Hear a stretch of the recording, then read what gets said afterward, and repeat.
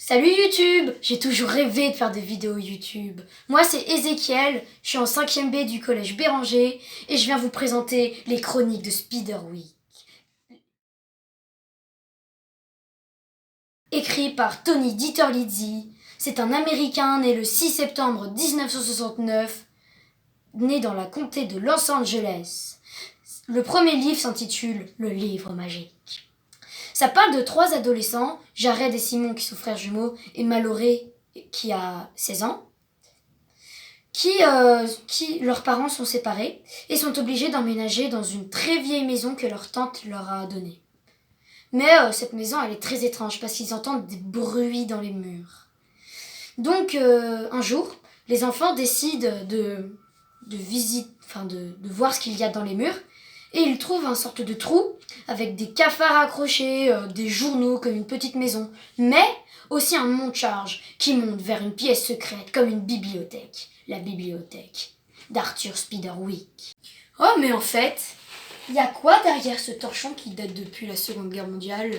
Venez, on le découvre ensemble. Imaginez, c'est la même bibliothèque que celui d'Arthur Spiderwick. Ça serait trop marrant, non? Alors on bouge ça. Alors 3, 2, 1, hop, hop, hop, j'ai dit hop. Voilà. Maintenant, nous allons bouger délicatement les antiquités.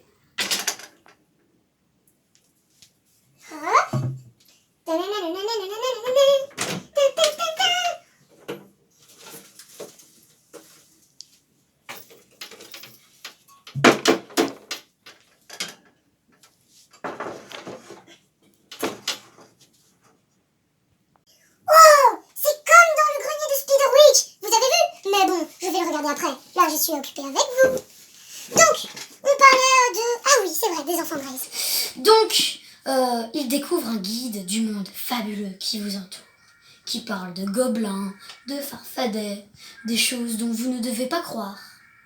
Les enfants Grace non plus, jusqu'à ce qu'ils découvrent un petit farfadet de maison du nom de Chafouin.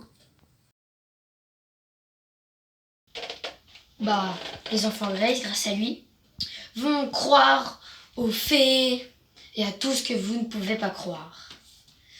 Donc, c'est la fin du livre numéro 1. Oh non, déjà.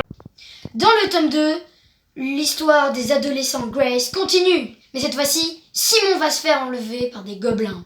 Jared et Mallory vont tout faire pour retrouver leur frère. Alors, grâce à la lunette de Pierre, ils vont pouvoir voir tous les êtres féeriques qui sont autour d'eux. Une fois arrivés au campement, ils vont essayer de sauver Simon, en vain. Les gobelins sont robustes.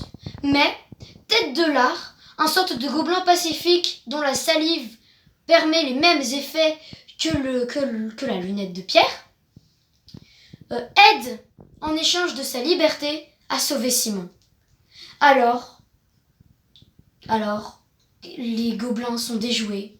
Et les adolescents Grace peuvent revenir très très tard chez eux avec la colère de leur mère. Il fait chaud, je vais prendre un petit peu d'eau. Alors, qu'est-ce qu'il y a de bon? Oh, il y a une mouche morte. Bon, continuons sur le tome 3. Cette fois-ci, les adolescents vont voir leur tante Lucinda, dont le père est Arthur Spiderwick. Dès arrivée à l'hôpital psychiatrique où est Lucinda, les enfants lui posent des questions. Et des fées entrent dans la salle comme par magie et offrent de la nourriture féerique aux enfants. Mais Lucinda interdit aux enfants d'en manger parce qu'apparemment, si tu en manges, la nourriture humaine te semblera comme de la cendre. J'ai pas trop envie d'en goûter. Donc, les enfants rentrent chez eux et découvrent dans la bibliothèque de Spiderwick une carte du voisinage avec, par exemple, la forêt des elfes. Et ils voient que Arthur Spiderwick a tracé là où est-ce qu'il est allé. Alors, les adolescents Grace décident de suivre les traces de leur ancêtre. Alors, Ils foncèrent dans la forêt en suivant la map et ils virent une créature fantastique qui s'appelle le kobold. C'est une créature avec une tête de lapin, une très longue queue et de très longues moustaches. Il aime bien inverser les mots, un peu comme Maître Yoda. Et il avertit les enfants que ça peut être très dangereux, mais les enfants ne l'écoutent guère. Alors, ils se font piéger par les elfes des bois qui veulent le guide à tout prix pour se protéger des êtres humains qui rasent les forêts. Alors, les enfants Grace répondent qu'ils ne l'ont pas, car Chafouin, qui était très en colère, l'a volé, et ils ne le retrouvent pas. Alors, grâce à leur ruse, les enfants Grace ont réussi à déjouer les elfes et à s'enfuir, et à essayer de récupérer le livre.